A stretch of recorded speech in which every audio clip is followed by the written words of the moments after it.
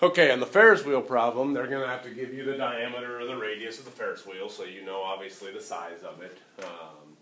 They're going to have to tell you how fast it's spinning, which they do here. They say 3 revolutions in 1 minute. Okay, and they're going to have to tell you something about the height that the Ferris wheel is off the ground, because clearly the Ferris wheel is not going to scrape the ground on the bottom, right?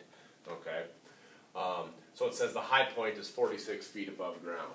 So we know that when we're in the car at the top of the Ferris wheel, we're 46 feet off the ground. If we know the diameter is 42 feet, well then, at the low point, how far off the ground are you? 4 feet. Okay? And then now knowing that, could you also maybe figure out what the middle point is, the equilibrium point? Is it going to be the average of those two? 25, right? Okay? So now I kind of have an idea of what is all going on in this Ferris wheel problem. The way I kind of drew it, I drew it here with here's my ground. I put my y-axis here just so I could label my height a little bit. And I'm going to pretend like, you know, the starting point is here, the equilibrium, and we're spinning this direction. Okay?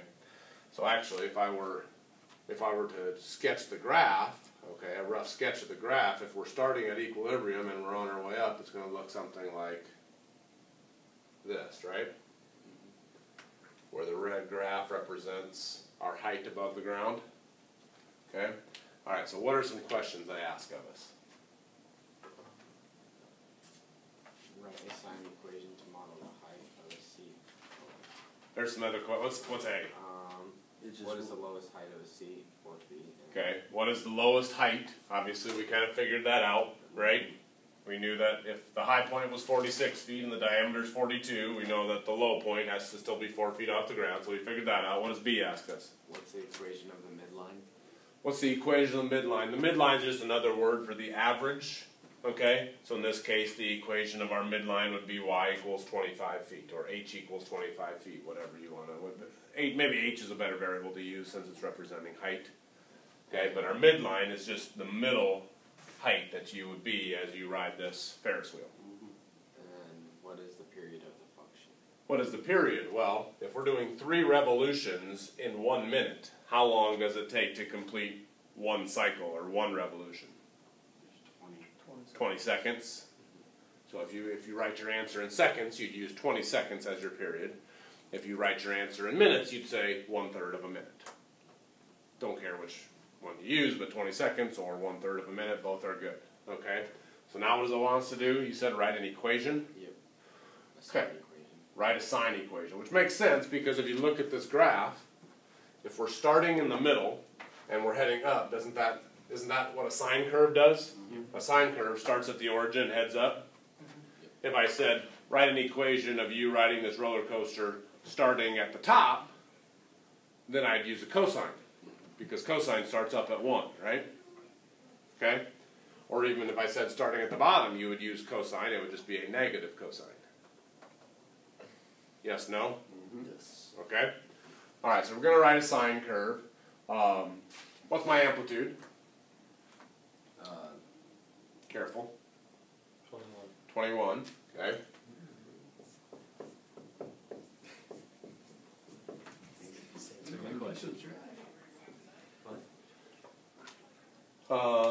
And I know my vertical shift is how much?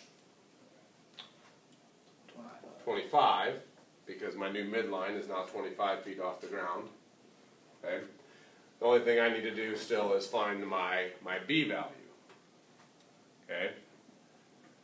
Well, I was talking to you about this. Remember how the period we know is equal to 2 pi divided by B? What was the period of this Ferris wheel? How long did it take to complete 1 cycle? 20 seconds. So if you want to use 20 and be in seconds, that's totally fine. So period equals 2 pi divided by B. Then solve this equation for B. So multiply both sides by B. Divide by 20 and you get pi over 10. B equals pi over 10. Yeah? So pi over 10x. There is no phase shift because we said the graph starts at equilibrium and heads up, just like your regular sine curve starts at the origin and heads up, so there is no phase shift here. So this would be the equation that represents the height that you are at a given moment in time, where x is time in seconds. Since you guys decided to use seconds, this would be seconds. So then if I said, find your height after riding the ride for 23 seconds, well, plug in a 23 for x and see what you get for your height. Okay? That sort of thing. Alright, what else does it ask us about? When will the seat reach the highest point for the first time? Okay, we can use some logic here. When will the seat reach the highest point for the first time? Well, how long does it take to go all the way around? 20 seconds. So how long would it take to get over here? 10 seconds. So how long would it take to get here? 5 seconds. There's just a little bit of logic there. Okay, what else? What is the height of the seat after 10 seconds?